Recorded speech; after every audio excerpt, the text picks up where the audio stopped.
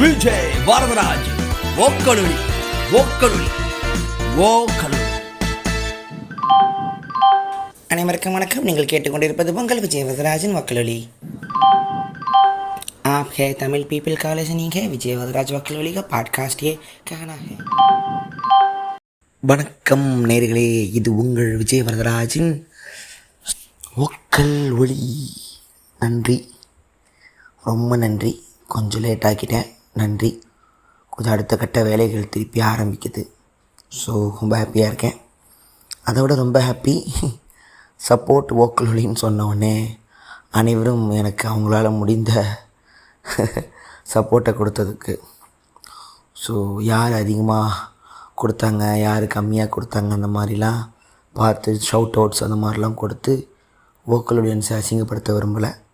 அந்த அன்பு என்னோடவே இருக்கட்டும், எனக்கும் உங்களுக்குமான பர்சனல் அன்பாகவே இருக்கட்டும். ஸோ அவங்களால முடிந்த வரைக்கும் தந்து வோக்கல் ஒலியை இன்னும் தொடர்ந்து போகிறதுக்கு உதவியாக இருந்த அனைத்து வோக்கல் ஆடியன்ஸுக்கும் என்னுடைய நன்றிகள். நான் இவ்வளோ தான் சொல்ல முடியுது. உண்மையை எதிர்பார்க்கல, இவ்வளோ தூரம் ஒரு ஆர்டிஸ்ட் மேலே அவனை ஃபாலோ பண்ணுறவங்க கேராக இருப்பாங்கன்னு எதிர்பார்க்கல. அதை அனுப்புகிறதோட கூட ஒரு மெசேஜும் போட்டு சப்போர்ட்டுக்காக மெசேஜெலாம் போட்டு பார்க்கும்போது ஓகே வரதராஜ் ஏதோ நைட்டு எல்லோரும் தூங்குறதுக்கு முன்னாடி இதை கேட்டு தூங்குறதுக்கு ஏதோ உருப்படியாக ஒன்று பண்ணிக்கிட்டு இருக்கேன் அப்படின்னு தோணுச்சு. நன்றி. அடுத்த கட்ட பட வேலைகள் எல்லாம் போயிட்டுருக்கு. சீக்கிரம் நல்ல அப்டேட்லாம் சொல்கிறேன். ஸோ இன்றைக்கி நம்ம என்ன பார்க்கலாம் அப்படிங்கிறத விட காலங்காலமாக பார்த்துக்கிட்டு இருந்தது, காலங்காலமாக எல்லோரும் மைண்ட்லேயும் யோசிச்சுக்கிட்டு இருந்தது, இப்போ வரைக்கும் ஒரு மிகப்பெரிய கேள்வி, ஒரு போராட்டமாக, பெரிய ஒரு பிரளயமாக மனசுக்குள் மனதுக்குள்ளே ஓடுகிற அடிப்படை கேள்வி, அந்த நான் யாருங்கிற கேள்வியெல்லாம் தாண்டி முதல்ல வர ஒரு கேள்வி. சின்ன குழந்தைங்களுக்கு அந்த கேள்வி வந்துடும். வயசானவங்களுக்கு நான் யாருங்கிறது வயசானவங்களுக்கு ஒரு வயது வந்ததுக்கப்புறம் தான் அது தோணும். சின்ன பசங்களுக்கே அந்த கேள்வி வந்துடும். எல்லாருக்குமே காமனான ஒரு கேள்வி, இன்னி வரைக்கும் விடை கிடைக்காத ஒரு கேள்வி. கடவுள் இருக்காரா இல்லையா? ஸோ இன்றைக்கி இதில் ஒரு பதிலை பார்க்க போகிறோம். கடவுள் இல்லை அப்படின்னு சொல்கிற நாத்திகத்தை பற்றி பார்க்க போகிறோம். ஏத்திசம். என்னங்க ஏன் கடவுள் இல்லைன்னு சொல்கிறீங்க, ஏன் கடவுள் இல்லை? ஸோ அப்படி ஒரு கேள்வி இருக்குது. ஏத்திஸ்டில் நார்மலாக பார்த்தீங்கன்னா கடவுள் இல்லைம்பாங்க. சயின்ஸை ஆதாரமாக நமக்கே தெரியும். ஆமாம், சயின்ஸ் தான் உலகத்தை ஆரம்பித்தது. யாரும் ஒருத்தர் மேலேருந்து ஒருத்தர் படைக்கலை. உலகத்தை அறிவியல் தான் கொண்டு வந்தது. அது பிக் பேங்காக இருக்கலாம், ஒரு ஆட்டம் திடீர்னு வெடிச்சிடலாம், அவுட் ஆஃப் நத்திங்லேருந்து எவ்ரிதிங் வந்துச்சு. அப்படிங்கிற வழியாக ஏத்திசம் உலகம் ஃபுல்லாக இருக்குது. ஸோ இதை நான் எப்படி சொல்கிறது, இப்போ காலங்காலம் இப்போ வரைக்கும் தீசமுக்கும் ஏத்திசமுக்கும், சர்ச்சுக்கும் ஏத்திஸ்ட்டுங்களுக்கும், கிறிஸ்டியன்ஸுக்கும் ஏத்திஸ்ட்டுங்களுக்கும், இந்து மதத்துலேயும் நாத்திகத்துக்கும், இஸ்லாமோ கிறிஸ்தவமோ பௌத்தம் கூட ஆர்கனைஸ்ட் ரிலிஜனாக ஆயிடுச்சு. எல்லாத்துலேயுமே நாத்திகவாதிகள் இருந்துக்கிட்டே தான் இருப்பாங்க. என்னையும் ஒரு நாத்திகன்னே எடுத்துக்கலாம். அது எந்த விதமான ஒரு நாத்திகம்னு நான் சொல்கிறேன். ஸோ இந்த கடவுள் இருக்காரா இல்லையா அப்படிங்கிற கேள்வி பேசிக்காகவே நமக்கு தோண ஆரம்பிச்சிடும். பிறக்கிறோம், வளர்கிறோம், ஒரு லெவலுக்கு மேலே எல்லாத்தையும் பார்க்குறோம். ஒரு குழந்தை எல்லாத்தையும் ஆச்சரியமாக பார்க்கும். வானம் இது என்னதுமா ப்ளூவாக இருக்குது, மேலே நம்ம ஸ்டாரா, சூரியன், இது என்ன இது என்ன இது என்ன இது என்ன அப்படிங்கிற கேள்வி ஒரு குழந்தைக்கு இருக்கும். ஸோ ஓஷோ சொல்லுவார், ஒரு குழந்தையோட மனசு உங்களுக்கு இருக்கிறதே ஒரு தியானம் பாரு. ஒரு குழந்தைக்கு ஒவ்வொரு நாளும் புதுசாக இருக்குது. குழந்தைங்க டக்குன்னு டயர்ட் ஆகாது. ஓஷோ சொல்லுவார், ஒரு ட்ராவல் பண்ணிருக்கீங்க, ட்ரெயின்லேயோ பஸ்லேயோ போனீங்கன்னா ஒரு குழந்தெல்லாம் பஸ்ஸுலேயே ஃபுல் ட்ராவலிங் கத்திக்கிட்டே வரும், ஆடிக்கிட்டே வரும். ஆனால் இறங்கி வீட்டுக்கு அந்த எனர்ஜி இருக்கும். ஏன் அடல்ட்டான நமக்கு டயர்டாகுது ஒரு ட்ராவல், ஏன் குழந்தைங்களுக்கு ஆகிறதில்ல அப்படிம்பார். அவர் என்ன சொல்ல வருவார்னா, ஒரு பஸ்ஸோட ட்ராவல் அதோட ஜர்க்குக்கு ஏற்ற மாதிரி குழந்தையால் தன் பாடியை பேலன்ஸ், அதோட ஃப்ளோவில் குழந்தையால் விட முடியும். மனுஷன் தன்னைத்தானே தடுமாறிக்கக்கூடாதுன்னு கிராவிட்டியோட சண்டை போடுற ஒரு அனிமல் மனுஷன் அழகாக சொல்லியிருப்பார். ஒரு குழந்தை கிராவிட்டி கூட ஸ்ட்ரகிள் பண்ணாது, அது ஃப்ளோவில் அதை விட்டுடும். அதனால் குழந்தைங்க விழுந்துக்கிட்டே இருக்கும். ஒரு வயசு வந்ததுக்கப்புறம் தான் நம்மளை உடம்ப நிப்பாட்டி ஸ்டிஃப் கமான் ஸ்டே ஸ்ட்ரைட் அப்படிங்கிற ஒரு நிலைமைக்கு வரும் மனித மனம். ஸோ ஒரு குழந்தை வந்து ஒவ்வொரு நாளையுமே புதுசாகவே பார்க்கும், அது டயர்ட் ஆகாது. அது மனசில் கேள்வி கேட்டுக்கிட்டே இருக்கும். இந்த தெய்வ திருமகனில் பாப்பா கேட்கும்ல, ஏன்பா அது அப்படி இருக்குது, அது அப்படி தான் இருக்குதுன்னு விக்ரம் சொல்லிட்டு வருவார். அந்த கேள்வி கேட்டுக்கிட்டே இருக்கும் பொழுது ஒரு லெவலில் அதுக்கு ஒரு பதில் கொடுப்போம். இதெல்லாம் கடவுள் படைச்சாருமா, உடனே அவர் யாருமா படைச்சாரு அப்படின்னு கேளு. அவர் எங்கேருந்து வந்தார். ஆனால் குழந்தை அவர் ஒரு கேரக்டராக பார்க்கும். ஸோ நம்ம குழந்தைங்களுக்கு ஒரு சிங்கிள் பதிலை சொல்லி முடிச்சிடுவோம். கடவுள் இருக்கார், இதை சாமி கும்பிட்டுக்கோ. ஹிந்துஸ்க்கு 1000 சாமி, கிறிஸ்டியன்ஸுக்கு இயேசுநாதர், இஸ்லாமுக்கு அல்லாஹ், அப்படியே ஒவ்வொருத்தவங்களுக்கும் ஒரு கடவுள் பேர் சொல்லிவிட்டு ஓகே ஓ இவர் தான் படைச்சாரா, சரிப்பா கரெக்டு சொல்லிட்டு ஒரு நம்பிக்கையிலேருந்து வரும்போது அந்த கடவுளுங்கிற ஒரு வாதம் வரும். ஒரு வயசுக்கு மேலே ஒரு அடல்ட் வந்து 2ஆக பிரிகிறான். கடவுள் நம்பிக்கை இருக்கிறவன், கடவுள் நம்பிக்கை இல்லாதவன். இந்த இருக்கிறவன் வந்து பார்த்திங்கன்னா முக்கால்வாசி அவங்க வீட்டிலையே அந்த ஆன்மீகம் வந்து நிறைஞ்சி கிடக்கும். 24 ஹவர்ஸும் பூஜை பண்ணுற வீடுங்க, 24 ஹவர்ஸும் ப்ரேயர் பண்ணுற வீடுங்க, 24 ஹவர்ஸும் தொழுகை பண்ணுற வீடுங்களாம் இருக்கிற போதெல்லாம் அவனால் அதை மறுத்து ஒரு கேள்வி கேட்க முடியாது. சரி, நம்ம அம்மா அப்பா நல்லா இருக்கிறது கடவுளும் ஒரு காரணமாக இருக்கலாம். இன்னொரு பக்கம் சில வீட்டிலலாம் கடவுளை ரொம்ப ஸ்ட்ரிக்டாக, என் வீட்டிலலாம் கடவுளை அவர் கண்டுக்கவே மாட்டாங்க. நைட்டு அப்படியே இருந்துக்கிட்டு போகும்போது படிக்க ஆரம்பிப்பாங்க, வேறு விஷயம் பாருப்பாங்க, அறிவியல் கண்ணுக்கு வரும். சயின்ஸு டாக்டருங்க படித்து இன்னும் கடவுள் பக்தியாக இருக்கிறவங்களையும் நம்ம உலகத்தில் பார்ப்போம். அவங்க அறிவியலை தாண்டி ஒன்று இருக்குங்கிற நம்பிக்கையில் இருப்பாங்க. படிப்போம். அப்புறம் எப்போதும் போல் கால் மார்க்ஸ் வருவார், கம்யூனிசம் வரும், உழைக்கும் வர்க்கம் சுரண்டப்படுறது வரும், முதலாளித்துவம் வரும். ஸோ மதங்கள் வந்து எப்படி, அது ஒரு கட்டமைப்பு. இதெல்லாம் படிக்கும் போதெல்லாம் ரைட்டு, கடவுளுங்கிறதே மனிதனை ஏமாத்துறதுக்கு உருவாக்கிய ஒரு ஸ்கெட்ச், ஒரு பிளான், அது மாதிரி தோண ஆரம்பிக்கும். இப்படி 2ஆக பிரிவாங்க. ஸோ இதில் வந்து என்ன பிரச்சனைன்னா, இந்த கடவுள் இருக்காரா அப்படிங்கிற கேள்வி எல்லாருக்குமே ஏன் தோணும் அப்படின்னா, நான் அப்படிங்கிற உணர்வு இருக்கிற மிருகம் வந்து ஹோமோசேப்பியன்னு சொல்லியிருந்தேன். அவனுக்கு மட்டும்தான் இந்த ஐ அப்படிங்கிற கான்ஷியஸ் இருக்கும். அவனுக்கு ஐங்கிற கான்ஷியஸ் ஏன் வருதுன்னா, ஹீ ஷீ இட் தேன்னு வெளி உலகம், நம்மளை தாண்டி ஒரு உலகம் இருக்குங்கிற கான்ஷியஸ் அவனுக்கு இருக்கும். 24 ஹவர்ஸ் அவனுக்கு இருக்கும். அவனுக்கு மட்டும்தான் தன்னை டினோட் பண்ண முடியுதுன்னா தனக்கு வெளியே இருக்கிற வேர்ல்டையும் டினோட் பண்ண முடியும். இதென்ன இப்படி ஒரு கேள்வி கேட்கக்கூடிய ஒரு மிருகம் ஹோமோசேப்பியன்ஸ் மனிதர்கள்னால அவனுக்கு தான் நம்மளை தாண்டி ஒன்று இருக்குங்கிற அந்த ஒரு கான்ஷியஸ் வருது அவனுக்கு. கான்ஷியஸ்னஸ் இல்லை, கான்ஷியஸ். ஓகே நம்மளை மீறி ஒரு சக்தி இந்த உலகத்தில் இருக்குங்கிற உணர்றான். அதை உணர்றதோடு இல்லாமல் அதை கட்டுப்படுத்துகிறான். ஒரு டைமில் கடலை பார்ப்பான், கடலை பார்த்து பயந்த மனுஷன் வந்து மீன்களை பார்க்குறான், கடலில் போராடுற அந்த வாழ்க்கை முறையை பார்க்குறான், படகு கண்டுபிடிக்கிறான். அவன் அதை பார்த்து பயந்து ஓடலை. ஒரு 200-300 வருஷத்தில் போட்டு கண்டுபிடிச்சிட்றான். அவனுக்கு எந்த ஒரு இயற்கை விஷயமும் பயத்தை உண்டு பண்ணலை. ஒரு மிருகம் இப்போது தண்ணிக்குள்ளே போக முடியாத மிருகம்னா தண்ணிக்குள்ளே போகாது, ஏன்னா அதுக்கு நிலம் அப்படிங்கிறது மைண்டில் செட் ஆகிடும். ஒரு மனுஷன் எல்லா மிருகத்தையும் பார்த்து அதிலிருந்து காப்பி அடிக்கிற ட்ரைட்ஸ்லாம் கற்றுக்கிறான். ஓகே, தண்ணிக்குள்ளே மீன் போதால் நம்மளும் போவோம். அடுத்து நிலத்தில் ஃபாஸ்ட்டாக போகிறதுக்கு வீல் கண்டுபிடிக்கிறான். மிருகங்களே வேகமாக போகிற குதிரையை ஆட்கொள்கிறான், வேகமாக போக ஆரம்பிக்கிறான். அடுத்து வானத்தை நம்ம அங்கே போகலாம், வானத்தை கண்ட்ரோல் பண்ணுறான். ஏன்னா அவனுக்கு ஒரு கான்ஷியஸ் இருக்குது, நம்மளை மீறி ஒன்று இருக்குது, அதை நம்ம ஜெயிக்கணும் அப்படின்னு தோணுது. இப்படி தோணும் போது ஆட்டோமேட்டிக்காகவே இது எல்லாத்துக்கும் யாரா காரணம் அப்படின்னு அவனுக்கு ஒரு கேள்வி வரும்போது ஆட்டோமேட்டிக்காக நம்மளை மீறி ஒருத்தன் இருக்காண்டா அப்படின்னு அவனுக்கு ஒரு கேள்வி வரும். அங்கே தான் அந்த கடவுளுங்கிற வார்த்தை வருது. ஓகே, ஸோ திருப்பி இந்த ஷாமன்கள் காலத்தில் கடவுள்கள் பற்றி அவங்களுக்கு என்ன ஒரு கருத்து இருந்திருக்கும் அப்படின்னு முக்கால்வாசி இந்த ஆந்த்ரோபாலஜிஸ்ட்லாம் படித்த வரைக்கும் சொன்னால் அனிமிசம் அப்படின்றாங்க. அதாவது இயற்கை வழிபடுதல் அப்படின்னு எடுத்துக்கலாம். பேகனிசம்லாம் சொல்லுவாங்க. ஸோ என்ன பண்ணுறான்னா, கடலை ஆட்கொள்ள முடியாமல் கஷ்டப்படுறான்னா கடலை கடவுளாக கும்பிட்டுக்கிறான். நீ என்னை பத்திரமா பார்த்துக்கோ. ஒரு ஆரம்ப காலத்தில் படகுல போகிற ஒரு மனிதனாக இருந்தால் என்னை பத்திரமா பார்த்துக்கோ.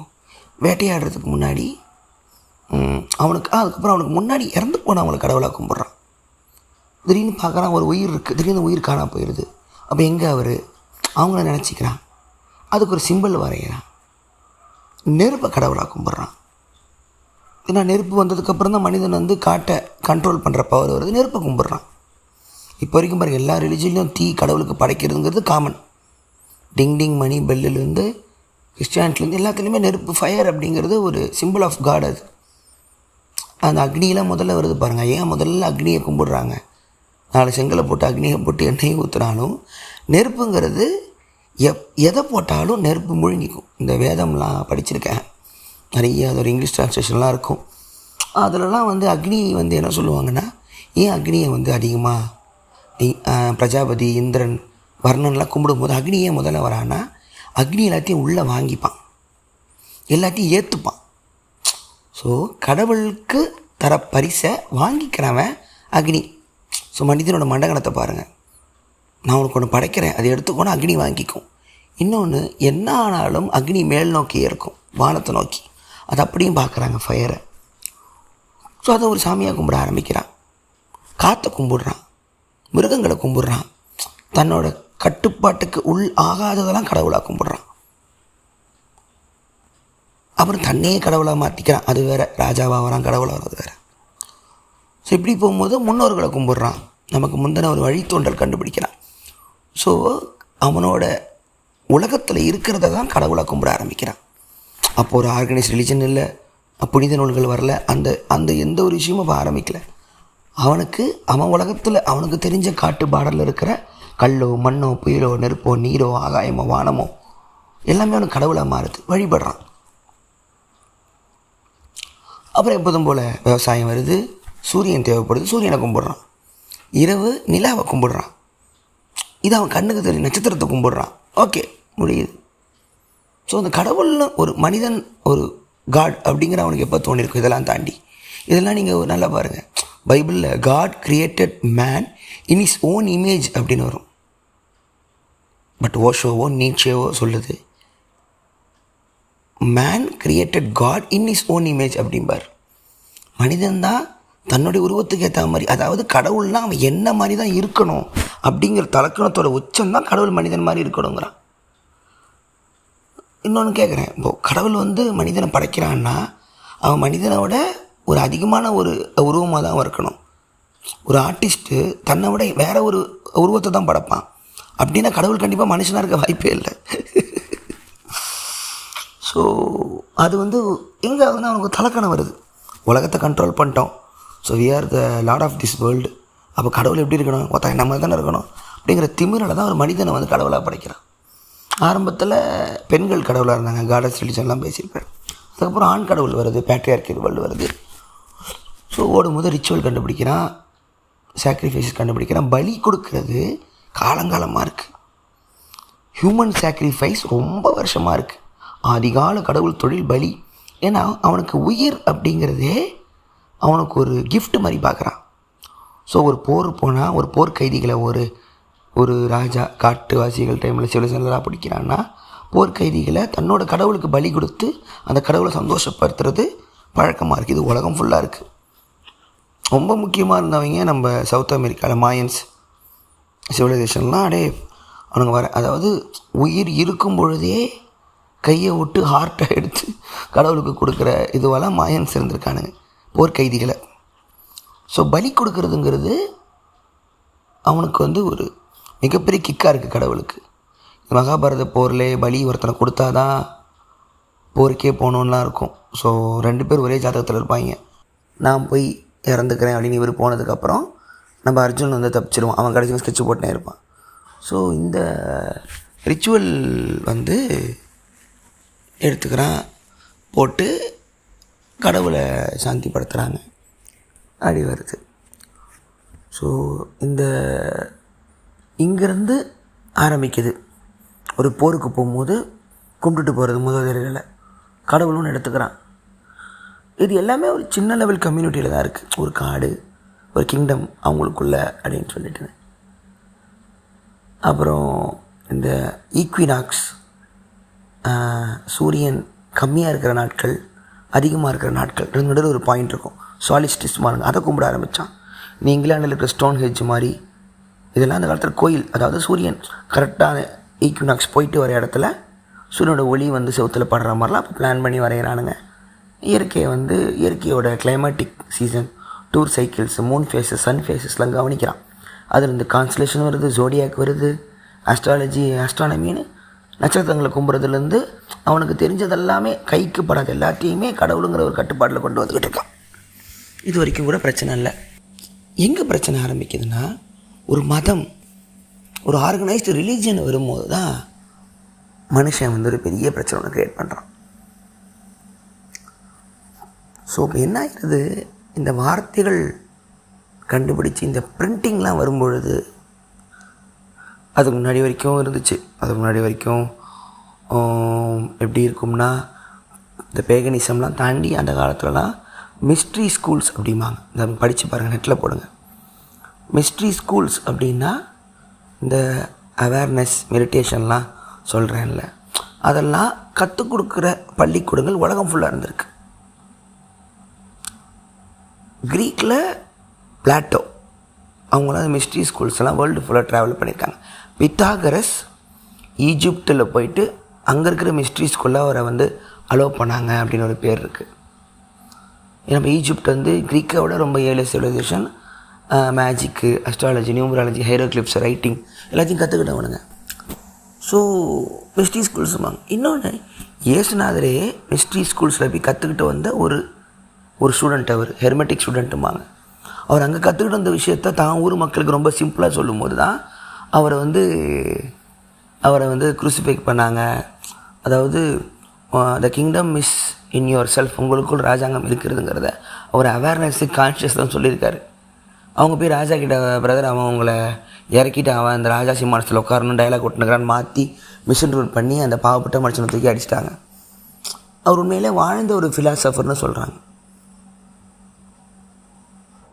அப்போலோனியஸ் ஆஃப் டேனா அப்படின்ற ஃபிலாசபரை படிச்சிங்கன்னா அவரோட லைஃப்லும் ஜீசஸோட லைஃப்பும் ஒரே மாதிரி இருக்கும். ஏன்னா அவரோட லைஃப்லேருந்து காப்பி அடித்து ஃபிக்ஷனாக எழுதப்பட்ட ஒரு கேரக்டராக இயேசுநாதராக இருப்பார்னு சொல்கிறவங்க இருந்தாங்க. இல்லை, இயேசுநாதர் உண்மையிலே ஒரு மிஸ்ட்ரி ஸ்கூலில் படிச்சுட்டு வந்து ஒரு ஃபிலாசபர், ஒரு அரசாங்கத்தால் கொல்லப்பட்டார். கொஞ்சம் வருஷத்துக்கு அப்புறம் அவர் கடவுளாக மாற்றினாங்க அப்படின்னு சொல்கிறதும் இருக்குது. ஸோ அப்போல்லாம் ஃபிலாசபர்ஸ் இருப்பாங்க, அரிஸ்டாட்டில், சாக்ரட்டிஸ். க்ரீக்லலாம் இந்த க்ரீக்குங்க இந்த கடவுளுக்கெல்லாம் ஆரம்பம். ஜிஎஸ்ஸு, பொசைடன், அப்புறம் ஹேடஸ், உலகத்தை மூணாக பிரிச்சுருவான்.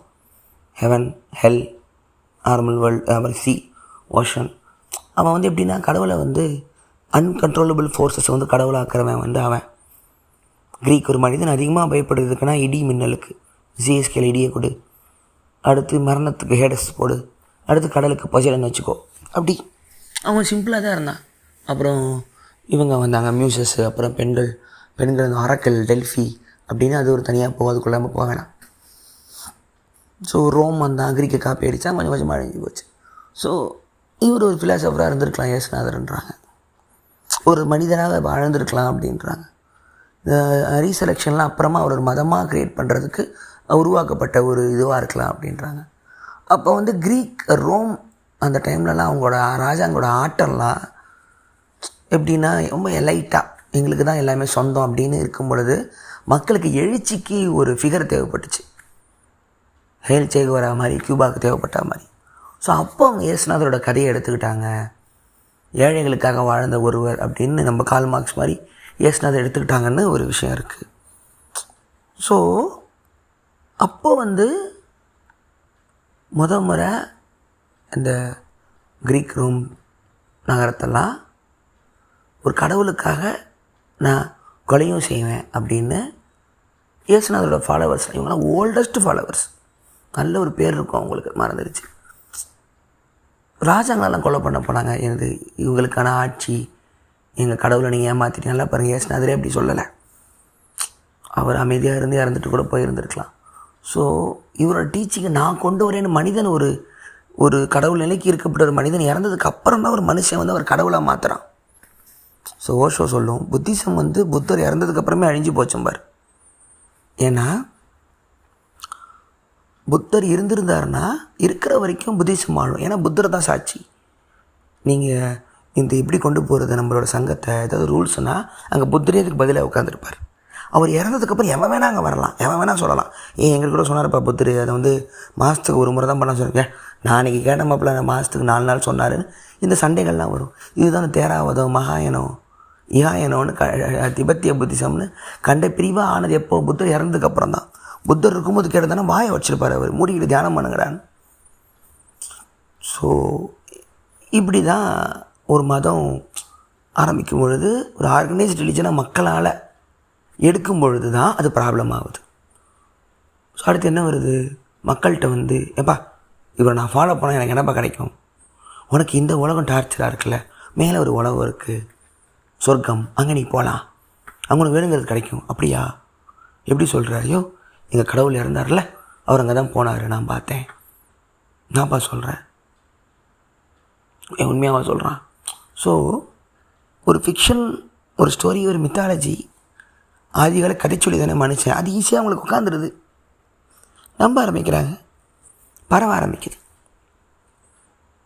நபிகள் நாயகம் அவர்களோட இது எடுத்துக்கிட்டா அப்படி தான். ஒரு நாள் கனவுல வந்து குரான் வந்து தனக்கு கனவுல வந்துச்சுன்னு சொல்லி அவர் வந்து அவங்களும் இதே மாதிரி ஒரு இதில் தான், இதே மாதிரி கிறிஸ்டியானிட்டியும் இஸ்லாமோட ஹிஸ்ட்ரியும் பார்த்திங்கன்னா ஒரே மாதிரி தான் இருக்கும். இந்த மூணு மதத்துக்கும் ஒரு நல்ல ஒரு விஷயம் ஒன்று இருக்கும், ஜாலியாக இருக்கும் பார்க்க. அதாவது தூதுவன் வருவான் அப்படின்னு நம்பிக்கை இருக்குது. தூதுவன் வந்து வரலை, இன்னும் வரலை எங்களுக்கு அப்படின்னு சொல்கிறவங்க ஜூஸ். வந்துட்டார், நான் தான் அது அப்படிங்கிறவங்க ஜீசஸ் ஃபாலோ பண்ணுற கிறிஸ்டியன்ஸ்.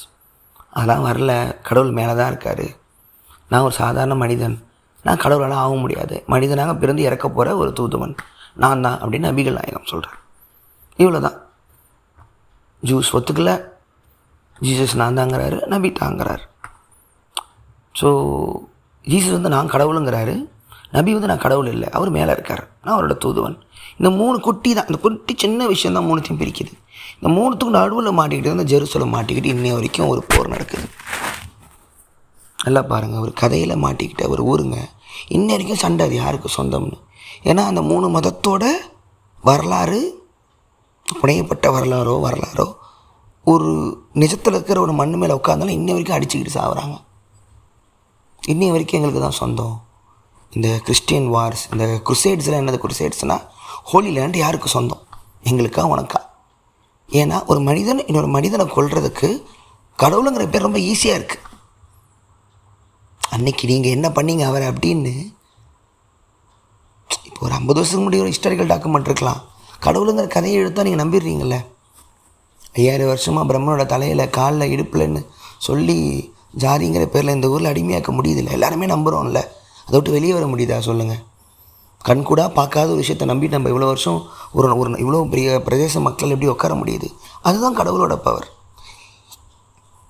எவ்வளோ வருஷம் போர், இவ்வளோ இன்றைக்கி மதத்தார பெயரால் கோடிக்கணக்கான மக்கள் இறந்துக்கிட்டு தான் இருக்கான். வருஷம் லட்சக்கணக்கான மக்கள் இறக்குறான கடவுள் பெயரால். இல்லாத ஒரு கடவுள் பெயரால், நடந்துச்சாலே தெரியாத ஒரு வரலாறோட பெயரால். அப்போ தான் ஒருத்தர் கேள்வி வருது, கடவுள் எதுக்கு இருக்கார்? இல்லை, அந்த ஃபிக்ஷனை தூக்கி போடு, அறிவியலுக்கு வா. உனக்கு நோய் வரும்போது அறிவியல் தான் உனக்கு காப்பாற்றுச்சு, உன் மரணத்தை அறிவியல் தான் தடுக்குது. இதில் வந்து அறிவியலை நம்புகிறவங்கள ஏத்திஸ்ட்டுங்கிறத சொல்கிறத விட அவங்க சயின்ஸை கடவுளை பார்க்குறவங்க கூட எடுத்துக்கலாம். ஸோ ஆர்கனைஸ்டு ரிலீஜன் வந்து மனிதனை மூர்க்கமாக்கும் பொழுது தான் நாத்திகம் அதிகமாக வளருது. எதுக்கு இவ்வளோ பெரிய ஹிஸ்ட்ரி சொன்னோன்னா, இவ்வளோ தூரம் ஆனதுக்கப்புறம் ஆதி காலத்தில் தனக்கு பயந்த கடவுளை கும்பிட்டு ஒரு மனுஷனுக்கு குழந்தையாக தான் தெரிகிறான். அது ஒரு நேச்சராக மனிதனோட மனசுலேருந்து வர ஒரு கடவுள் ஆசை. இவ்வளோ பெரிய கடலில் அவனை கும்பிட்டுக்கிறேன் அப்படின்னு அந்த கரையில் இருக்கிற மண்ணை தொட்டு ஒருத்த கும்பிட்டுட்டு போகிறான். அது எவ்வளோ அழகாக இருக்குது. அதானே கடவுள் இல்லை? அப்படியே அந்த தன்னோட அந்த குகைக்குள்ளே உட்காந்துருக்கான். இமேஜின் பண்ணுங்க, குகைக்குள்ளே உட்காந்துருக்கான். இவ்வளோ பெரிய இடி இடிக்குது, டம்மான்னு இடி இடிக்குது. அப்படியே பயந்துக்கிட்டு ஒடுங்குறான். அவனை மாதிரியே இருக்கிற பெண்கள், ஆண்கள், குழந்தைங்களாம் ஒடுங்கிட்டு உட்காந்துக்கிறாங்க. பார்க்க என்ன தோணுது? ஒரு இது கடவுளாக இருக்குமோ? யாரோ மேலே 2 பேர் சண்டை போட்டுக்கிறாங்களோ? இதில் ஒரு இன்னசென்ஸ் இருக்குது தெரியுங்களா? அந்த மித்தாலஜியில் ஒரு இன்னசென்ஸ் இருக்குது. திடீர்னு உட்காந்துருக்கான், புயல் அடிக்குது, அப்படியே அடித்து காற்றுல அப்படியே எல்லாம் பறக்குது. இவன் ஒரு கோவுக்குள்ளே உட்காந்து மாட்டிக்கிட்டு இருக்கான். இது வேறு ஒரு கடவுள் போல், இது ஏதோ ஒன்று போல். அந்த ஒரு இன்னசென்ஸ் வந்து அவன் அந்த உலகத்தை கண்ட்ரோல் எடுக்கும் பொழுது இவன் தன்னை பெருசாக நினச்சிக்கிறான். அப்போ தான் இந்த மதங்கள்லாம் கொஞ்சம் கொஞ்சமாக உருவாகுது. இந்த பாலித்தீசம் சொல்லுவாங்க, கடவுளில் பல கடவுள்களை கும்பிட்றவங்க. மோனோதீசம்னா ஒரு கடவுள் கும்பிட்றவங்க. இந்த மோனோதீசமில் ஜுடாயிசம், கிறிஸ்டியானிட்டி, இஸ்லாம் எல்லாருக்கிட்டுமே பல வருஷம் போர் இருக்குது. என்னென்னா எங்களுக்கு ஒரு வரலாறு நடந்துச்சு அப்படின்னு 3 பேருமே சொல்கிறாங்க. அவங்களுக்கு ஆதாரமாக இருந்தது ஒரு புனித நூல். அங்கே தான் பிரிண்டிங் ப்ரெஸ்ஸோட இம்பேக்ட் இருக்குது. என்னையா சொல்கிற? மக்களே, மதங்கள் பெருசாக வளர்ந்ததுக்கு குட்டன்பர்க் கண்டுபிடிச்ச பிரிண்டிங் ப்ரெஸ் முக்கியமாக காரணமாக இருந்திருக்கு. குட்டன்பர்க் பிரிண்டிங் ப்ரெஸ் கண்டுபிடிச்ச உடனே முதல் அடிக்கப்படுற புக்கு பைபிள். அதுக்கு முன்னாடி வரைக்கும் சர்ச்சுகள் இருக்கும், மிடில் ஏஜஸ் இருந்துச்சு, அப்போவும் வார்லாம் இருந்துச்சு, இல்லைன்னு சொல்லலை. கடவுளோட பெயரால் போர் நடந்துச்சு, இஸ்லாம் கிறிஸ்டினோட மோட்டிக்கிட்டாங்க, பல வருஷம் போல் நடந்துச்சு. ஆனால் ஒரு ஆதாரம் அப்படிங்கிறது பிரிண்டிங்கில் வருது. அபிஷியல் பைபிள் அடிக்கிறாங்க, கிங் ஜேம்ஸ் பைபிள் அடிக்கிறாங்க, அது மாதிரி குரான் ஒரு புனித நூலாக அபிஷியலாக வருது, நம்ம ஊரில் பகவத்கீதை அடிக்கிற மாதிரி. ஸோ அது கையில் வரும்போது மனிதன் இன்னும் கான்ஃபிடென்ட் ஆகிறான். This is the word of the lord. முடிஞ்சு போச்சு, நான் சொன்னார், நான் கேட்டேன், பிரிண்ட் பண்ணிட்டேன், அவ்வளோதான். ஸோ இதில் மாட்டும் பொழுது தான் மனிதனுக்கு இன்னும் ஈகோ அதிகமாகுது. நான் தான், என்னை மீறி ஒன்றும் இல்லை. ஸோ புனித போருங்கிற வார்த்தை இஸ்லாமில் இருக்குது. ஸோ என்ன சொல்கிறாங்க, கடவுளுக்காக நம்ம இறக்கலாம், போர். இது ஒரு தப்பான ஒரு கண்ணோட்டத்தில் பார்ப்பாங்க. இஸ்லாமோட வரலாறுலையுமே பார்த்தீங்கன்னா அவங்க போர் புரிஞ்சு தான் அவங்களோட நிலப்பரப்பை, மதத்தை நிறுவ வேண்டியதாக இருந்துச்சு, நிலைமை இருந்துச்சு. ஸோ இந்த வார்த்தை அந்த டைமில் அப்போ இருந்த மக்களுக்கு கரெக்டாகவே இருந்துச்சு. அது நீங்கள் இஸ்லாமை பரப்புறதுக்காக நீங்கள் போர் புரியலாம் அப்படிங்கிற வார்த்தை இப்போ அது வேறு மாதிரி எடுத்துகிட்டு போயிட்டான் மனுஷன். இப்போது சரி, ஓகே, அமெரிக்காவோட அரசியல் பெருசாக இருக்குது, என்னைக்காக சண்டைன்னு, அது இல்லாமையும் சண்டைகள் இருக்குது கடவுளோட பேரால். ஸோ இன்றைக்கி சின்ன குழந்தைங்க உட்காந்துருக்கு, ஒரு பெரிய குண்டு ஒன்று உழுது, வெடிக்கிறாங்க, இறக்குறாங்க, எல்லாம் கத்துறாங்க, அழுகுறாங்கன்னு கூட கடவுளுக்காக இதை செய்கிறோன்னு ஒரு மனிதனை நம்ப முடியுதில்ல. அங்கே தான் கடவுள் நம்பிக்கை மனிதனுக்கு போக ஆரம்பிக்குது. இது இப்படி இருக்கும்போது எப்படி ஒரு கடவுளுக்காக ஏன் நம்ம ஒரு செய்யணும்? அப்படி கடவுளையும் பார்த்துக்கிட்டு இருப்பாரா? வருஷக்கணக்கில் ஆயிரக்கணக்கில் அம்மா அப்பாவை இழந்துட்டு நிற்கிற குழந்தைங்களுக்கெல்லாம் பார்த்துக்கிட்டா இருப்பான் கடவுள். எனக்காக தான் நீ அழுவுறியா குழந்தை? ஏன் எப்படி கேட்பான்? கேட்க மாட்டானே. இவ்வளோ கொடுமை, ஒரு அம்மா அழுவுது, என் குழந்தை எங்கன்னு வானத்தை பார்த்து கத்துது, ஒரு கடவுள் மூடிக்கிட்டு இருக்கான்னு எப்படி அவன் கடவுளாக இருப்பான்? எந்த ஒரு ஃபேமஸான ஒரு பிரிட்டிஷ் ப்ரெசண்டர் இருப்பார், பேர் மறந்து போச்சு, ஒரு ஏத்திஸ்ட். அவர் சில பேர்லாம் நான் ஏத்திஸ்ட் அஃபிஷியலாக ஒத்துப்பாங்க பப்ளிக் ஃபாரமில். ஒரு ஃபாதர் கேட்குறாரு, ஏன் கடவுள் உங்ககிட்ட வந்தால் என்ன கேள்வி கேட்பீங்க? கடவுள் இல்லைன்றீங்க, வந்தால் என்ன கேள்வி கேட்பீங்கன்னு ஃபாதர் ஜாலியாக கேட்பார். ஏன் குழந்தைங்களுக்கு போன் கேன்சரை கொடுக்குற அப்படின்னு கேட்பார். ஃபாதர் ஸ்டன் ஆயிடுவார். அது எவ்வளோ கொடுமை பார்த்து இமேஜின் பண்ணி பாருங்கள். அப்படி இப்படிங்க ஒருத்தர் கடவுள்னு ஒத்துக்க முடியும்? அதனால் பதில் சொல்ல முடியாது. இந்த நம்பிக்கை உடையும் பொழுது தான் ஒருத்தர் நாத்திகத்துக்கு வரான். ஸோ இப்போ நான் விஷயத்துக்கு வரேன். நாத்திகம் அப்படி என்பது கடவுள் இல்லை அப்படின்னு சொல்கிறத விட கடவுளின் பெயரால் ஏற்பட்ட அநீதிகளால் நொந்து போன மனம் தான் நாத்திகத்துக்கு போகுது. ஆனால் கடவுள் எங்கே இருக்கிறாங்கிற கேள்வி ஒவ்வொரு மனுஷனுக்கும் இன்றியமையாத கேள்வி. அவன் சாவர வரைக்கும் இருக்கும். ஏன்னா அது பேசிக் கேள்வி. ஒருத்தன் பிறக்கிறான், நம்ம எங்கே பிறந்தோம், ஏன் எங்கே பிறந்தோம் கேள்வி கேட்கும்போது கடவுள் வந்துடுறான். அவன் கடவுளை, ஒரு நாத்திகன் கடவுளை நிராகரிக்கல, ஒரு கடவுள் தன்மையை அவன் இல்லைன்னு சொல்லலை, கடவுளால் நடக்கும் அந்த மதத்தை தான் அவன் நிராகரிக்கிறான். எனக்கு வேணாயா, ஏப்பா என்னப்பா இவ்வளோ வருஷம் ஒரு சிஸ்டம் நாரி போய் கிடக்கு, ஒருத்தன் அடிச்சுக்கிட்டு சாவுறேன், எனக்கு எதுக்கு கடவுள் இல்லைடா. மல்லு கட்டி சயின்ஸ் பின்னாடி ஓடுறான், நாத்திங் பண்ணி ஓடுறான், ரிச்சர்ட் டாக்கின்ஸ் படிக்கிறான், சண்டை போடுறான், மல்லு கட்டுறான். கடவுள் இருக்குன்னு சொல்கிறவன் 2 லைனில் சொல்லிட்டு போயிடுவான். இல்லைன்னு சொல்ல வரவன் தான் பக்கமாக புக்கு படித்து விளக்கிக்கிட்டு இருக்கணும். ஸோ இங்கே தான் நான் ஒன்று சொல்கிறது என்னென்னா, நான் கடவுள் தன்மையை நம்புகிறவன். கடவுள் ஒருத்தர் என்னை பார்த்துக்கிட்டு இருக்காரு நம்புகிறவன் இல்லை, கடவுள் தன்மைங்கிறத நம்புகிறவன். அங்கே தான் புத்தர் வராரு, தியானம் வருது, அவேர்னஸ் வருது, ஓஷோ வராரு. ஓஷோ சொல்லும், there is no God, there is godliness அப்படின்னு சொல்லுவார். எப்படி எடுத்துக்கலாம்னா, ஒரு சின்ன பூ இருக்குது, அதோட தொட்டு பாருங்கள், அது காட்லினஸ். நீங்கள் யாரோ, அந்த பூ எதுவோ, நீங்கள் இந்த பூவை தொடர அந்த மொமெண்ட்டில் உங்கள் 2 பேருக்கு ஒரு கனெக்ஷன் இருக்குல்ல, அந்த லவ், அது காட்லினஸ், கடவுள் தன்மை. கடவுள் அப்படி தான் இருப்பான். ஒரு சின்ன குழந்தைய கையில் தூக்குங்க, கடவுள் அப்படி தான் இருப்பான். அதுதான் கடவுள்ல. இது அழகாக ஒரு படைப்புன்னு. ரொம்ப வருஷம் வாழ்ந்து நிறைவாக வாழ்ந்து ஒரு வயசானவங்க கண்ணை மூடும்போது அது ஒரு மரணமே ஒரு அழகான காட்லினஸ் தான். நல்லா வாழ்ந்தால் மரணம் அழகாக இருக்கும். ஸோ காதல் ஒரு காட்லினஸ் தான், சண்டையே ஒரு காட்லினஸ் தான், ஏன் போரே ஒரு காட்லினஸ் தான். ஸோ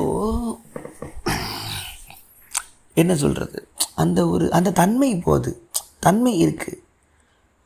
அந்த தன்மை என்னன்னு தேடுறான் நாத்திகனுமே தேடுறான். அது என்னது, அது ஏதோ ஒன்று இருக்குது. இந்த கடவுள் இல்லைன்னு சொல்கிறவனும் நானும் யாருங்கிற கேள்வி இருக்குது. ஆனால் கடவுள் பேரால் நடக்கும் அக்கிரமத்தை தான் ஒரு நாத்திகன் தீராக இருக்கிறான். அந்த கோபத்தில் தான் தேடுறான், டிஎன்ஏவை தேடுறான். டீகோட் பண்ணி விடுமா, ஜெனட்டிக் கோட் கண்டுபிடிச்சிருமா, ப்ரோட்டீன்ஸ் இது என்ன இருக்குது, டிஎன்ஏ கோடில் ஏன் இவ்வளோ இது வெறும் ஒரு மாதிரி டீகோட் பண்ண முடியாமல் வேஸ்ட்டாக இருக்குது, காட்ஸ் பட்டியல் கண்டுபிடிச்சலாமா, பிக் பேங் ஏன் வந்திருக்குமாங்கிற கோவம். ஏன்னா கடவுள் நம்பிக்கையால் அவனுக்கு எந்த பிரயோஜனமும் இல்லைன்னு தெரிய வரும்போது தான் அறிவியல் மேலே போகுது.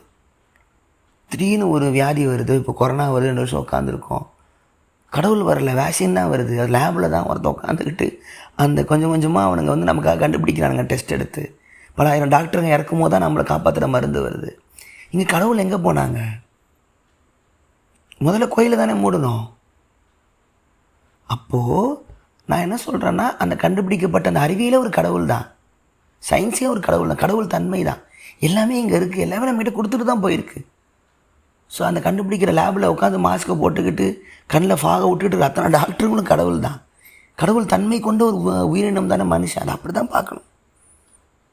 மேலேருந்து ஒருத்தன் பார்த்துக்கிட்டு இருக்க மாட்டான். அவன் இந்த உலகத்தை, அழகான உலகத்தை கொடுத்துட்டான், மனிதர்களை கொடுத்துட்டான், கான்ஷியஸை கொடுத்துட்டான், உனக்கான அறிவை கொடுத்துட்டான். பிரெயின், ஹியூமன் பிரெயின் மிகப்பெரிய ஒரு கெப்பாசிட்டி இந்த வேர்ல்டில், அதை கொடுத்துட்டான். ஆனால் நம்ம எதுக்கு அதை பயன்படுத்துகிறோன்னு பாருங்கள். நான் ஒரு கடவுளை கண்டுபிடிச்சிக்கிறேன், நீ ஒரு கடவுளை கண்டுபிடிச்சிக்கிறேன், 2 பேரில் யார் சிறந்த கடவுளை அடிச்சுக்கிட்டு சாகும்போது சிரிச்சுக்கிட்டு தான், அதை பார்த்துட்டு கோவப்பட ஒன்றும் இல்லை, சிரிச்சுக்கணும், அவ்வளவுதான். இது இப்படி போகும்போது தான் நாத்திகம் வளருது. புத்தர் ஒரு நாத்திகர், அநாத்தம்னார், ஆத்மா இல்லைனார், கடவுள் இல்லவே இல்லைனார். ஆனால் அவர் கடவுளாக மாற்றலையா அவருக்கு ஒரு ஆர்கனைஸ் ரிலிஜன் வரலையா? இங்கே நம்ம பௌத்தம் அமைதியான மதம்னு ஃபேஸ்புக்கில் போடும்போது இலங்கையில் இருக்க நண்பர்கள்லாம் கீழே திட்டுறாங்க, பௌத்தம் பண்ணுற அட்டுழியம் தெரியுமா? ஸோ புத்தரே இலங்கையில் தவறாக தான் இருக்கார். ஏன்னா புத்தர் தவறில்லை, பௌத்தம் தவறாக போயிடுச்சு ஒரு நாட்டில். ஓஷோ சொல்லும், ஒரு ஞானி வாழ்கிற டைமில் கூட இருந்தவங்க மட்டும்தான் புத்தரை புரிஞ்சிக்க முடியும். இறந்ததுக்கப்புறம் புத்தரை புரிஞ்சிக்க ஒன்றும் இல்லை. அதனால தான் புத்தர் எனக்கு செலவைக்காதீங்கடா, என்னை ஒரு சிம்பிளாக பார்க்காதீங்க, உங்களுக்கு நீங்களே ஒளியாக இருங்கள்னு சொல்லிட்டு தான் இறந்தார். Be a light to your செல்ஃப்னு. அதான் ஒரு கடைசி வார்த்தை. ஏன்னா எனக்கு அப்புறம் என்ன ஃபார்ம் பண்ணி ரிலீஜன் ஆக்குவானுங்க, ஒரு ஊரையே கொள்ளுவானுங்கன்னு அப்போ அவருக்கு தெரிஞ்சிருக்கு. ஸோ இந்த ஒரு பேரடாக்ஸ் தான் கடவுள். ரிச்சர்ட் டாக்கின்ஸ் மிகப்பெரிய ஏத்திஸ்ட்லாம் வதன்னு ஒரு கோவம், செல்ஃபிஷ் ஜீன் அப்படிங்கிறாரு, செல்ஃப் ரெப்ளிகேட்டிங், எப்படியாவது லைஃபுக்கு ஒரு பதில் கொண்டு வந்துட முடியுமா அப்படின்னு ஒரு ஆசை. ஐன்ஸ்டீனும் எ தியரி ஆஃப் எவ்ரி திங்னு ஒன்று கொண்டு வந்துடலான்னு மோதினார் எல்லா ஃபிசிசிஸ்ட்டும். எவ்ரி திங்கை ஒரு தியரிக்குள்ளே கொண்டு வரவே முடியாதுங்கிறது அவங்க டயர்டாகிட்டாங்க. கொண்டு வர முடியாது, எல்லாத்தையுமே ஒரு பேரில் அடைச்சிட முடியாது. உலகம் காம்ப்ளெக்ஸ். ஒரு சிம்பிளான ஒரு விஷயம் ரொம்ப சுற்றி ஒரு காம்ப்ளெக்ஸ் டேர்மாக மாற ஒரு எவல்யூஷன் தான் லைஃபுங்கிறத தவிர ஒரு ஈக்குவேஷன் அடைக்கிட முடியாதுன்னு சயின்ஸுக்கு புரிய ஆரம்பிச்சது. ஸோ பல்வேறு தரப்பட்ட ஒரு விஷயத்தோட கலவை தான் ஒரு கயாஸ் ஆகாத அளவுக்கு பார்டர் செட் பண்ணிட்ட ஒரு காம்ப்ளெக்சிட்டி தான் லைஃபு. இப்படி போகும்போது தான் இந்த குழப்பங்கள் நமக்கு நடக்குது. ஸோ அன்றைக்கி ஒரு பையன் ஒருத்தன் சொன்னான், ஏன் நீங்கள் இவ்வளோ ஒரு கண்ணை மூடி உட்கார்ந்தாலும் என்ன ஆக போகுது, ஒரு வேலையாவது செய்யலாமே, நீங்கள் இவ்வளோ பேசுகிறீங்க, பெரியாரிசம் பேசுகிறீங்க, அப்போ எதுக்குங்க ஓஷோ தியானம்லாம் இருக்குன்றீங்க அப்படி. ஸோ ஓஷோ படிக்கிற நீங்கள் எதுக்குங்க பெரியார் உங்களுக்கு ரொம்ப பிடிக்கணும்? பெரியாரோ அம்பேத்கரோ, அதாவது அவங்களாம் சக மனிதனுக்கு நடக்கும் அநீதிக்கு எதிராக ஒருத்தங்க ஃபீல் பண்ணுறாங்கன்னா புத்தர் அதை ஃபீல் பண்ணார், அவங்களும் தான் ஃபீல் பண்ணாங்க. புத்தர் அதுக்கான பதிலை தனக்கு உள்ளே போய் தேடிக்கிட்டார். ஏன்னா அவன் ராஜாவாக இருந்தான், அவன்கிட்ட ஒரு நாடே இருந்துச்சு, விட்டுட்டு வர முடிஞ்சது, அவன் முன்னாடி அவனை திட்டலன்னு கூட வச்சுருக்கலாம். ஆனால் பெரியாரோ அம்பேத்கரோ சக மனிதனுக்கு அந்த கட்டமைப்பிலேருந்து, சாதிய கட்டமைப்பிலேருந்து வெளியே வரணும்னு உழைக்கும் பொழுது அது அவங்களோட கடவுள் தன்மை. அது அவங்களுக்கு தியானம் பண்ண பிடிக்கலன்னு கூட வச்சுக்கலாம். ஆனால் அவங்களுக்கு அந்த வெளி உலகத்துக்கான ஒரு அந்த ப்ரிசனை உடைக்கிறவங்கள நானும் புத்தரோட இடத்துல தான் வச்சு பார்க்குறேன். அவங்களுக்கு அந்த ஜென்மத்தில் தியானம் பண்ணுற ஒரு கொடுப்பனை இல்லை, அவ்வளவுதான். அந்த டைம் நேரமும் இல்லைன்னு கூட வச்சுக்கலாம். அம்பேத்கருக்கு எங்கே நேரம் இருந்துச்சு? லைப்ரரியில் உட்காந்து பக்கமாக படித்து டிகிரி வாங்கி இவங்க எல்லாரையுமே அவ்வளோ தூரம் படித்தேன்னா அவ்வளோ பெரியும் மீண்டு வரணுங்கிறதுக்கு அவ்வளோ படிப்பு அவருக்கு தேவைப்பட்டுச்சு. பெரியாருக்கு கடைசி வரைக்கும் முத்திர செடி வச்சுக்கிட்டு உட்காந்துக்கிட்டு எதுக்கு அரசியல் பற்றி முறை வாக்குலையில் பேசுகிறேன்னா, அங்கேயும் ஒரு கடவுள் தன்மை இருக்குது. ஸோ கடவுள் தான் இங்கே பிரச்சனை, கடவுளுங்கிற பேரில் பண்ணுறது தான் இங்கே பிரச்சனை. அந்த ஒரு விஷயம் போகும்போது தான் நாத்திகம் அதிகமாக இருக்குது. ஸோ நான் கடவுள் இல்லை அப்படின்னு அடித்து பேசுகிற ஆள் இல்லை, மதங்கள் இல்லைன்னு பேசுகிற ஆள். கடவுள் தன்மைன்னு ஒன்று இருக்குது. என்னால் இந்த உலகத்தை சுற்றி பார்த்துட்டு கடவுள் இல்லைன்னு எனக்கு சொல்ல மனசு வரல. எப்படி சொல்ல முடியும்? ஒரு சூரியன் செட் ஆகிறதையோ சன்ரைஸ் ஆகிறதையோ ஒரு அழகான மலை மேலே உட்காந்து பார்த்துருந்தா எப்படி நீங்கள் கடவுள் இல்லைன்னு சொல்லுவீங்க? அப்போ எங்கே மிஸ் பண்ணோம் அந்த வாழ்க்கையில்? எதை நம்ம விட்டுட்டோம், எதை இழந்துட்டோம்? இந்த கடவுளுங்கிற பேரால் வியாபாரம் பண்ண உலகம் ஃபுல்லாக ஆரம்பிக்கும் பொழுது, நான் இருக்கேன் என்னை தாண்டி தான் நீ போகணும் வரும் பொழுது, சில பேரோட லாபத்துக்கு மனிதர்கள் எல்லாருமே அந்த ஃபிக்ஷனை நம்ப ஆரம்பிச்சிட்டாங்க. இயற்கையை கும்பிட்டுக்கிட்டு இருக்கும் பொழுது, அதனால தான் இஸ்லாமில் எனக்கு ரொம்ப பிடிக்கும். ஹலாலில் மிருகத்தை கொல்லும் பொழுது மிருகத்திட்ட மன்னிப்பு கேட்பாங்க. ரொம்ப அழகான ஒரு விஷயம் அந்த இதில். ஏன்னா அந்த இஸ்லாம் வளர்ந்த நாடுகளில் விவசாயம்லாம் இல்லாமல் பாளையமான நாடுகளில் மிருகங்களை கொன்னே ஆகணும், தேவை உணவுக்கான தேவைன்னு இருக்கும் பொழுது வேறு வழி இல்லைன்னு வரும்போது என்னை மன்னிச்சுக்கோன்னு அந்த மிருகத்துக்கிட்டே கேட்பாங்க. மன்னிச்சிக்கோ, கடவுள்கிட்ட சாரி கேட்பாங்க, மன்னிச்சிக்கோ இப்படி நான் செய்ய வேண்டியதை போச்சு உணவுக்காக. சில அழகான விஷயம் எல்லா மதத்துலையுமே இருக்கும். அந்த மாதிரி இயற்கையை அவன் ஒரு கடவுளாக பாவிச்சுக்கிட்டு இருந்திருப்பான். இவ்வளோ பெரிய கடலே, அந்த காலத்தில் பாட்டெலாம் அப்படி தான் இருக்கும். இவ்வளோ பெரிய கடலே, இவ்வளோ பெரிய வானமே, நட்சத்திரமே, உன்னை தாண்டி நான் எப்படி இருப்பேன், நான் ஒரு சிறு புழு தானே. அதோட பிரமிப்பு போயிடுச்சு. டிஹெச் லாரன்ஸ் நல்ல ரைட்டர் இருப்பார். அவர் ஒரு பக்கத்து வீட்டு பொண்ணு, குட்டி பாப்பா ஒன்று வந்திருக்கு. 2 பேரும் வாக்கிங் போயிருக்காங்க. ஒரு பக்கத்தில் செடி இருந்துச்சான். இது ஓஷோ சொன்ன கதை. ஒரு நல்ல கேள்வி. ஏன் இந்த இலைங்கெல்லாம் பச்சையாக இருக்குன்னு கேட்டிருக்கு. என்னன்னா,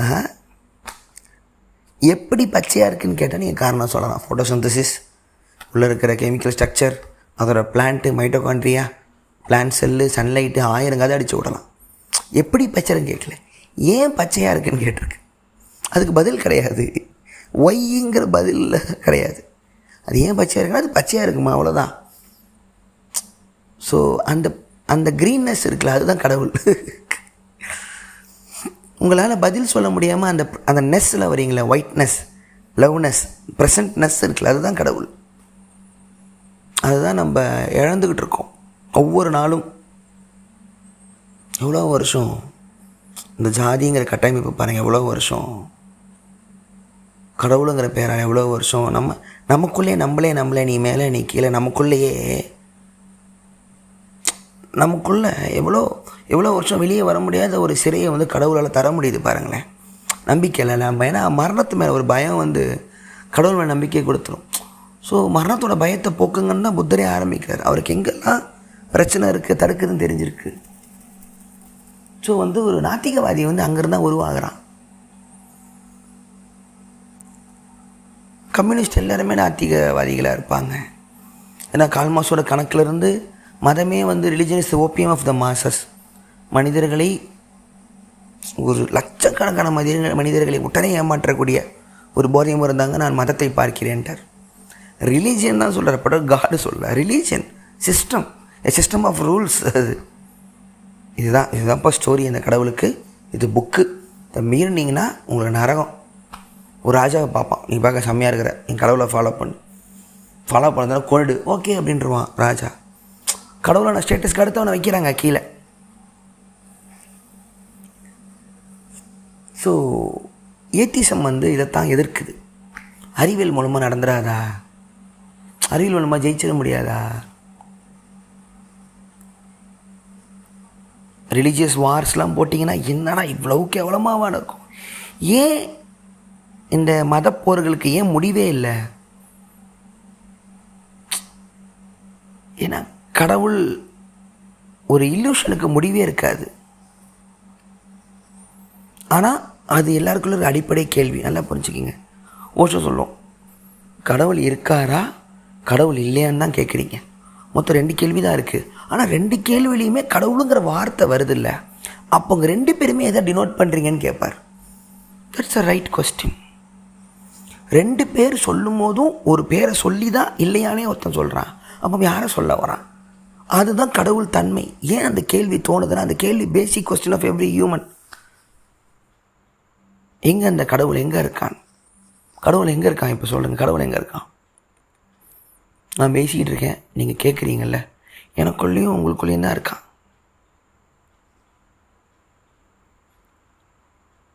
உங்களால் ஒரு செடியை அழிக்கவும் முடியும், ஒரு விதையை போட்டு ஒரு செடியை உருவாக்க முடியும், உங்களால் அறிவியல் வளர்க்க முடியும், உங்களால் ஒரு உயிரை காப்பாற்ற முடியும், மனிதனால் எம்பத்தி முடியும், சிம்பத்தி முடியும், அன்பு காட்ட முடியும், கோபமும் காட்ட முடியும், கொல்லவும் முடியும். நம்ம எல்லாருமே கடவுள்னு சொல்லும்போது திருப்பி தலக்கணம் வந்துடும். நம்ம எல்லாத்துக்குள்ளேயுமே கடவுள் தன்மை இருக்குது. ஒரு மிகப்பெரிய பொறுப்பை நம்ம கிட்ட கொடுத்துட்டு போயிருக்கு இந்த உலகம். நமக்கு அதை ஹேண்டில் பண்ண பயந்துக்கிட்டு நம்ம பாரதத்துக்கு ஒரு ஃபிக்ஷன் கேரக்டர் மேலே வச்சும் பொழுது அதை ஏற்றுக்கிட்டவங்க சொல்கிறதெல்லாம் கேட்ட தலையாட்டி பொம்மை மாதிரி தான் நீங்கள் உலகம் போயிட்டுருக்கு.